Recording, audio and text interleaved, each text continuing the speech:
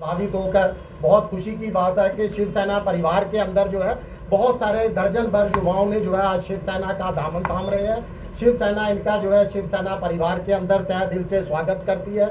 हमारे जितने भी आज उपस्थित नेता हैं, जैसे महिला अध्यक्ष मीनाक्षी जी हैं, राय सिंह जी हैं, कामगार सेना के अध्यक्ष, वरिष्ठ उपाध्यक्ष जो है वो भी उपस्थित है, संजीव कोहली जी, ये शिवसेना के निशान और शिव बंधन के साथ जो है इनका स्वागत करेंगे।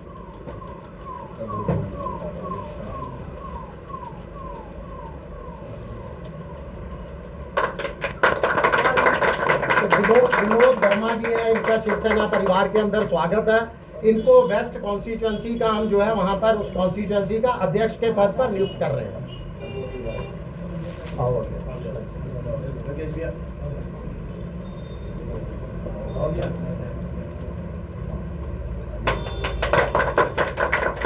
इनका तमाम लोगों का स्वागत है, युवाओं का जिन्होंने शिवसेना का दामन थामा है।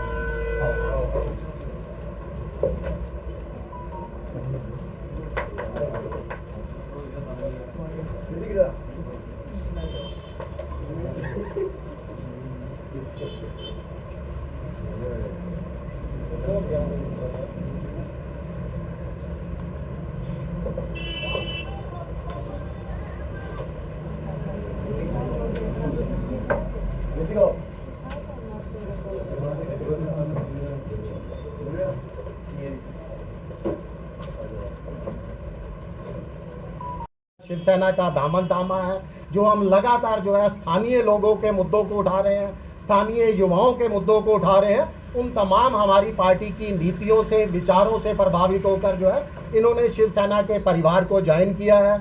मैं तहे दिल से इन तमाम युवाओं का जो है आज स्वागत करता हूँ।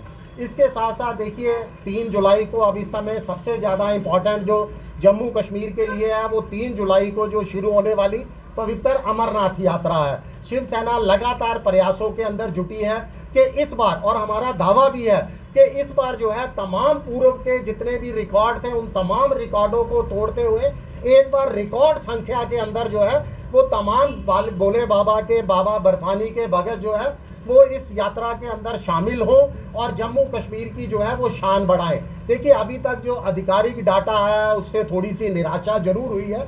आधिकारिक डाटा के अनुसार जो है इस साल पूर्व सरकार की तुलना में जो है 10.9 लगभग जो है प्रतिशत का जो है आंकड़ा जो है वो डिक्लाइन हुआ है। हमारे कुछ सुझाव हैं श्री अमरनाथ श्राइन बोर्ड को, जो हम आप लोगों के माध्यम से उन तक पहुंचाना चाहते हैं, और भक्तों से भी हम अपील करते हैं कि बिना किसी भय के, बिना किसी खौफ के हमारे सुरक्षा कर्मियों पर पूरा विश्वास जताते हुए जो है अमरनाथ यात्रा का हिस्सा बने और पाक प्रायोजित आतंकवाद जो लगातार हमारी इस तरह की यात्राओं पर जो है एक कलंक का काम करता है, प्रभावित करने का काम करता है, उसको जो है उसके मुंह पर जोरदार तमाचा जड़े। देखिए जो स्वाभाविक था कि यात्रा के अंदर डिक्लाइन होना, क्योंकि जो पहलगाम के अंदर नरसंहार हुआ, हिंदुओं का जो कत्लेआम हुआ, उससे जो है कहीं ना कहीं तमाम भोले बाबा के भगत जो आना चाहते थे, जिन्होंने रजिस्ट्रेशन करवाने का मन बना रहे थे, कहीं ना कहीं उनका मन जो है वो डामाडोल हुआ था। मगर उसके बाद जो है पिछले कुछ दिनों से हालात बहुत तेजी से बदले हैं, तमाम स्थितियां जो है वो सामान्य हुई हैं। तो पूरा मुझे विश्वास है, मैं बिल्कुल दावे के साथ कह सकता हूं कि इस बार जो है तमाम पुराने रिकॉर्ड टूटेंगे और अमरनाथ यात्रा के अंदर जो है रिकॉर्ड संख्या के अंदर यात्री यहां पर आएंगे। मगर हम कुछ सुझाव भी देना चाहते हैं आप लोगों के माध्यम से श्राइन बोर्ड से। देखिए बहुत सारे श्रद्धालु हैं जो यात्रा पर आना चाहते थे, मगर शायद किसी कारणवश या ऑपरेशन सिंदूर के कारण या पहलगाम के कारण वो अपना पंजीकरण समय पर नहीं करवा सके।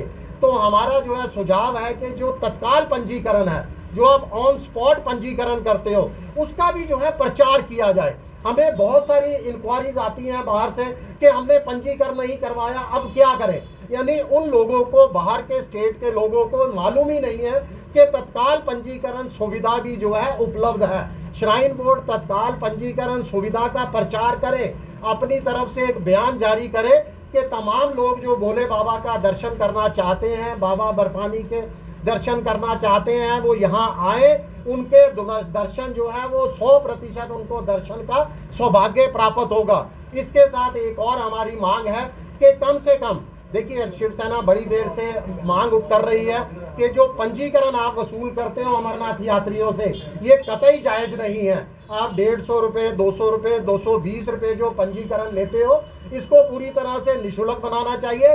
पंजीकरण हिंदुओं की यात्राओं पर जो है उस समय हुआ करता था जब मुगलीय शासनकाल था, उस समय वो जजिया कर कहते थे हम लोग इसको।